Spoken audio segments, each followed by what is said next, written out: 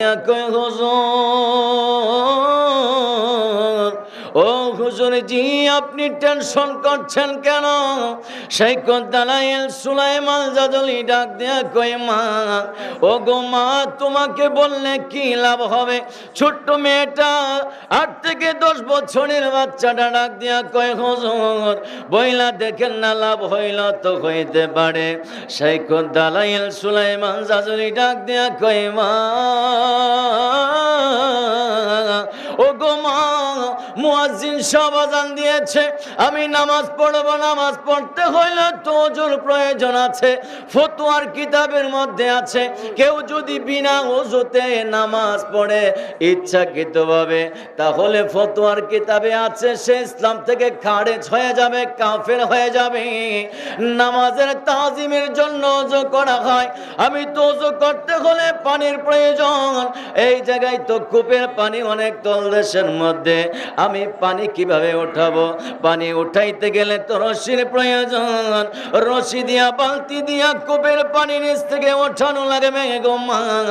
আমার কাছে তো রশিও নাই, বালতিও নাই, এই পানি কূপ থেকে কিভাবে উঠাবো? ছোট্ট মেয়েটা বললেন, হুজুর বইলা একটা নবী পাকের উপর দুরূদ পড়লেন। ছোট্ট মেয়েটা পয়না সাথে সাথে একটা থুতু মারলেন।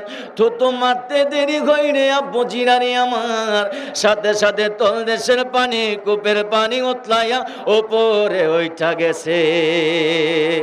শাইখ দালায়েল সুলাইমান জাজলি ডাক দেয়া কয়, মা, ও গো মা, তুমি কি মন্ত্র পড়লা কূপের মধ্যে থুতু মারলা? কি মন্ত্র পড়লা তুমি এই কূপের মধ্যে ফু মারলা? মারতে দেরি হলো, কূপের তলদেশের পানি উপরে উঠতে দেরি করলো না। ছোট্ট মেয়েটা ডাক দেয়া কই, হুজুর জি, ও হুজুর, আমার মা আমার ছোট্টবেলা আমার নবীর ওপর একখানা দুরূদে মুবারাকা শিখাইছিল। ওই দুরূদ শরীফটা পড়াই আমি ওই কূপের মধ্যে থুতু মারলাম গো হুজুর। ও হুজুর, এই জন্য কূপের পানি আমার নবীর দুরূদের বরকতের কারণে সাথে সাথে কূপের তলদেশের পানি উতলাইয়া উপরে ওইটা গেছে।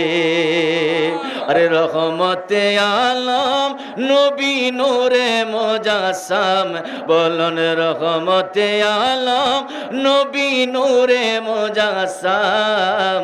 সাহাবীরা তোর বানায় নূর নবীজির গাম মুবারক, সাহাবীরা তোর বানায় নূর নবীজির গাম।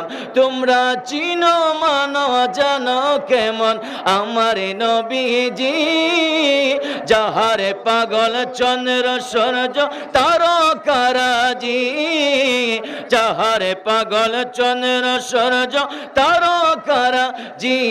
তোমরা আরো শুনবানি পুরকুলবাসী, জান্নাতের রুমে রুমে লেখা নবীর নামে, বলুন রহমতে আলম নবী নূরে মুজাসসাম, বলুন রহমতে আলম নবী নূরে মুজাসসাম। সাহাবীরা আতর বানায় নূর নবীজির গাম মুবারক, সাহাবীরা আতর বানায় নূর নবীজির গাম। উস্তুনে গালনা একটি খেজুর গাছের নাম, যাকে ধরে খুতবা দিতেন রাসূল আকরাম, যাকে ধরে খুতবা দিতেন রাসূল আকরাম। বলেন সুবহানাল্লাহ। উস্তুনে হান্নানা একটা খেজুর গাছ ছিল।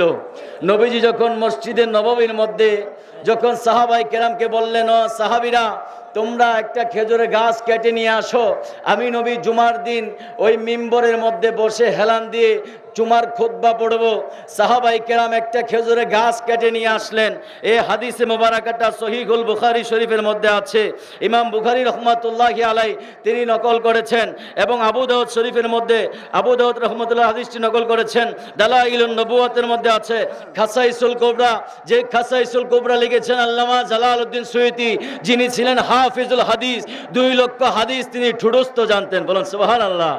তিনি আমার নবীকে ৭৫ বার দেখেছেন। আল্লামা জালালউদ্দিন সৈয়দী ওনার কিতাব খাসাইসুল কুবরার মধ্যে তিনি নকল করেছেন। মসজিদে নববীর পাশে একটা পিলারের মধ্যে লেখা আছে, হ্যাঁ দে উস্তনে হান্নানা, এটি হলো উস্তনে হান্নানার কবর শরীফ। বলেন সুবহানাল্লাহ। উস্তনে হান্নানা, আমার নবীর সাহাবীরা যখন খেজুর গাছটা টুম করে আইনা খুতবায় বসাইলেন, সাহাবাই কেরাম বললেন, ইয়া রাসূলুল্লাহ, এই মসজিদে নববী হলো পার্লামেন্ট, এই মসজিদে নববী হলো হসপিটাল, এই মসজিদে নববী থেকে আমরা মিটিং, যুদ্ধের মিটিংগুলো আমরা এই জায়গায় করি, বিদেশি মেহমানরা আসে, এই মেম্বরটা একটু সংস্করণ করতে চাই।